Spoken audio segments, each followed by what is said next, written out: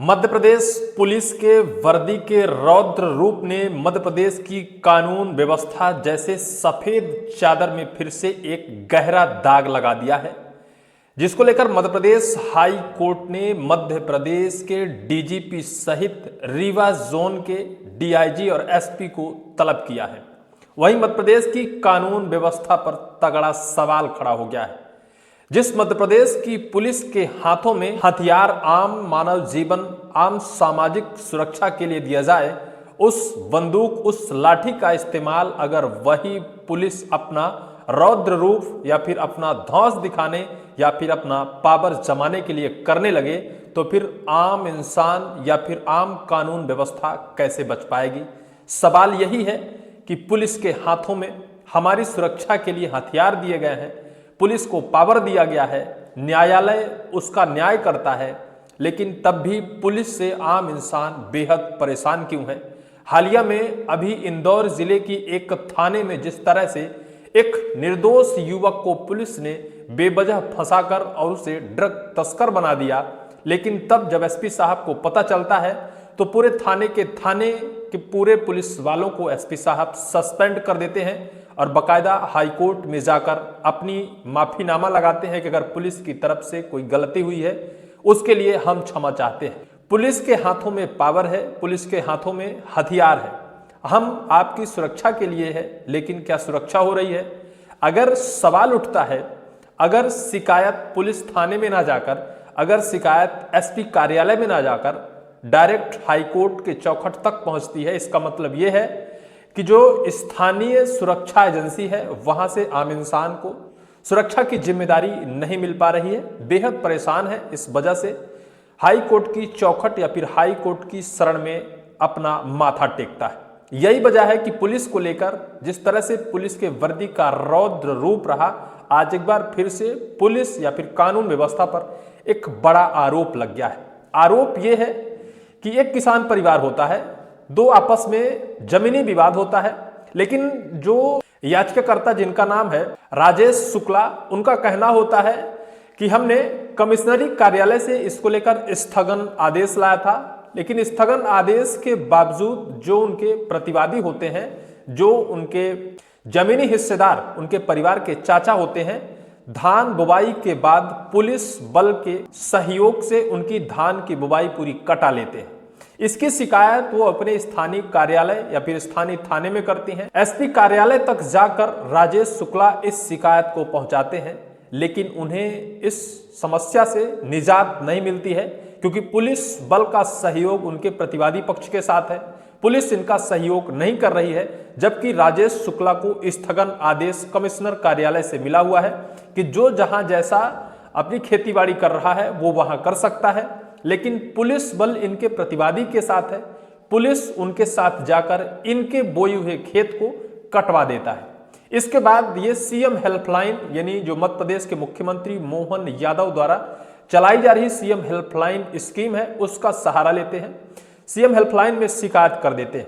बस शिकायत करना ही पुलिस के सबसे बड़े दुश्मन बन जाते हैं। पुलिस पहले तो कहती है कि आप अपनी शिकायत कटवा दो, लेकिन ये शिकायत नहीं कटवाते हैं।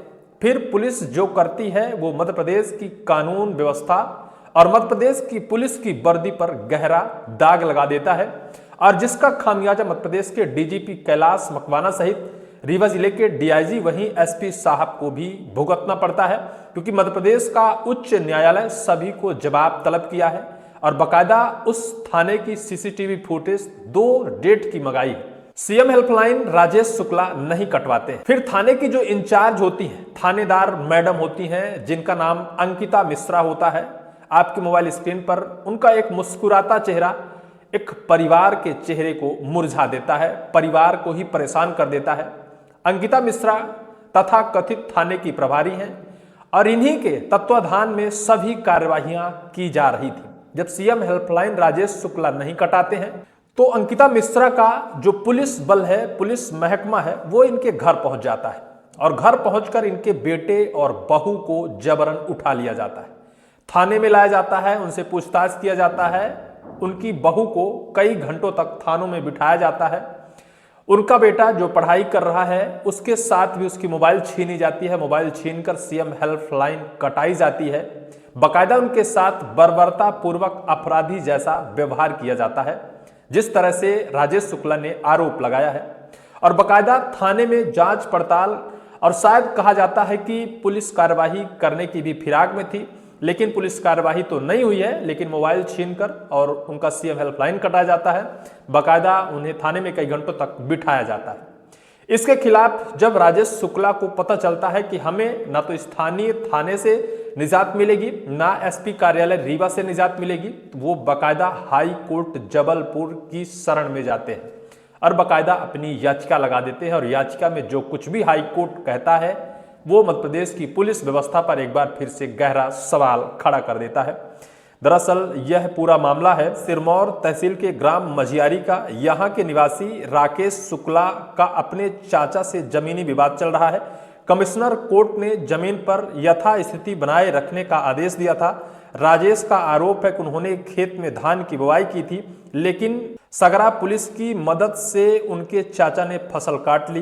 कोर्ट के स्टे के बावजूद पुलिस ने राजेश के खिलाफ एक तरफा कार्रवाई की थी। यह आरोप है जो सगरा थाना है वहां की इंचार्ज हैं अंकिता मिश्रा, जो आपके मोबाइल पर मुस्कुराती हुई दिख रही हैं। हालांकि इनका सोशल साइट और सोशल हैंडल हर कोई देखता है, क्योंकि ये जिस तरह से लोगों के लिए जागरूकता का वीडियो बनाती हैं और जागरूक करती हैं, जागरूकता अभियान सोशल मीडिया में चलाती हैं। लाखों फेसबुक पर इनके फॉलोवर्स हैं, लेकिन जो इन्होंने किया है इनके ऊपर गंभीर आरोप लगाए गए हैं। जबलपुर हाईकोर्ट ने रीवा जिले के सगरा थाना प्रभारी के खिलाफ दायर एक याचिका पर सख्त रुख अपनाते हुए कोर्ट ने पुलिस महानिदेशक, डीजीपी, डीआईजी रीवा जोन और एसपी से जवाब तलब किया है। मामला पद के दुरुपयोग और फरियादी की सीएम हेल्पलाइन शिकायत जबरन बंद कराने से जुड़ा हुआ है। कोर्ट ने थाने के सीसीटीवी फुटेज भी मांगे हैं, जिससे पुलिस महकमे में हड़कंप मच गया है। देखिए, आपको दिखाते हैं कि शिकायत नहीं ली वापस तो पूरे परिवार को ही उठवाया।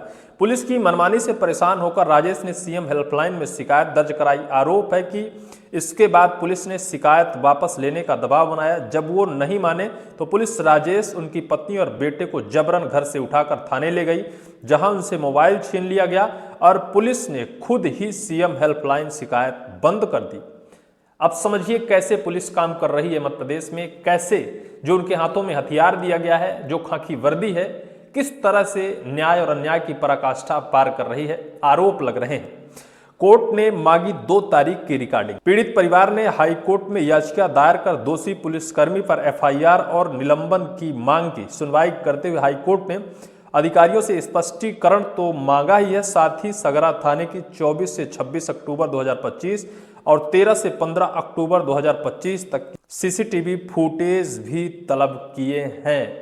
माना जा रहा है कि मध्य प्रदेश की पुलिसिया व्यवस्था पर हाई कोर्ट फिर से तगड़ा और गहरा सवाल खड़ा किया है।